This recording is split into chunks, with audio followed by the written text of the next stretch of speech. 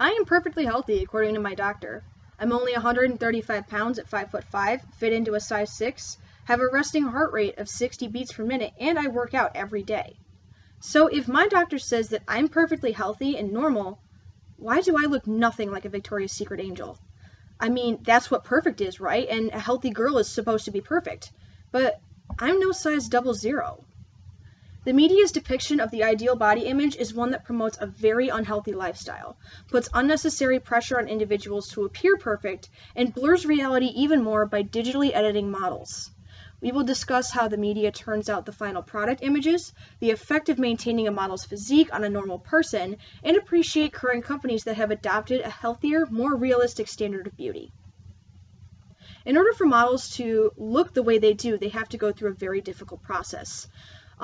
Georgiana Wilkins, an ex-model for Gap and Prada and other companies, described the casting process for modeling. She described that as basically for a casting call, you were lined up with about 12 other women wearing nothing but nude-colored thongs, and a casting director basically says yes or no to you based on how skinny you are. She quotes, "If you weren't thin enough, you were sent out of the room immediately. I was sent out."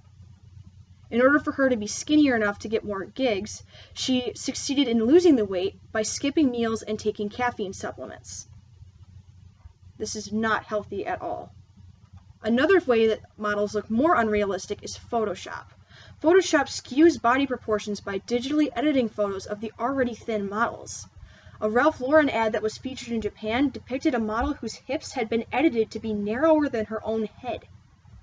There's even a popular video on YouTube titled Body Evolution, Model Before and After, which posed an average woman in front of a camera for a photo shoot. They applied makeup to her, but the rest was done with Photoshop. They extended her hair length by about a foot, erased her waistline, lengthened her legs, enlarged her eyes, and shrunk her nose. The original woman and the digitally edited woman looked nothing alike when compared. This also has serious health effects when you try to maintain the size and everything which a model has compared to a normal human body type. Let's look at the proportions for a model versus the proportions for an average person. For the proportions for a woman model, they have 3 categories: fashion, catalog, and bikini lingerie. For a fashion model, you have to be between 5'9" and 6 feet, your bust has to be between 32 to 36 inches, and your waist has to be between 22 to 26 inches. For a catalog model, your height has to be between 5'8" and 5'11". Your bust size has to be between 32 to 35 inches, and your waist, again, 22 to 26 inches. However, for a bikini lingerie model, you can be between 5'7" and 6 feet, but you need to have a C-cup breast size and a waist 22 to 26 inches. For a male model, it's a little bit more straightforward. You typically just have to be between 5'11" and 6'2", and you have to be able to fit into a size 40-inch to 42 jacket. However, you still have to be fit, but they don't want you to be overly muscular unless you're modeling for a sport catalog. Proportions for the average woman, according to the CDC for the USA, however, is the average height is 5'3", with a waist circumference of 37.5 inches. That's a huge difference between a model's waist size and the average female's waist size. For males, it's also very different. Males on average are 5'8", with a 39.7-inch waist, which is nothing close to that six-pack you're thinking about. In order to maintain that, then, a lot of people develop anorexia nervosa.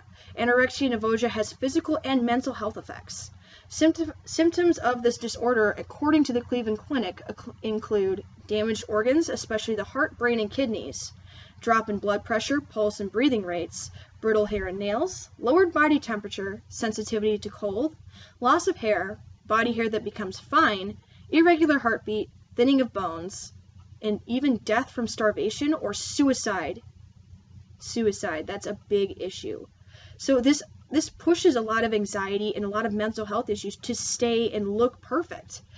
And even models like Georgina didn't have very long careers. Hers only lasted 3 years, and she was too sick and thin to continue working. She had to be hospitalized. And even there's more health effects for men as well. I mean, excessive lifting and stuff like that for men, that can lead to a lot of sports injuries, and even men can suffer from anorexia themselves. So we need to combat this unrealistic standard. A lot of companies have actually taken the initiative to do so, including or even celebrities. Special K released a commercial titled More Than a Number, which featured a bunch of women shopping in a store that did not include pant sizes. Instead of a pant size, you were given a pair of jeans that had a complement, such as radiant, beautiful, confident, things like that.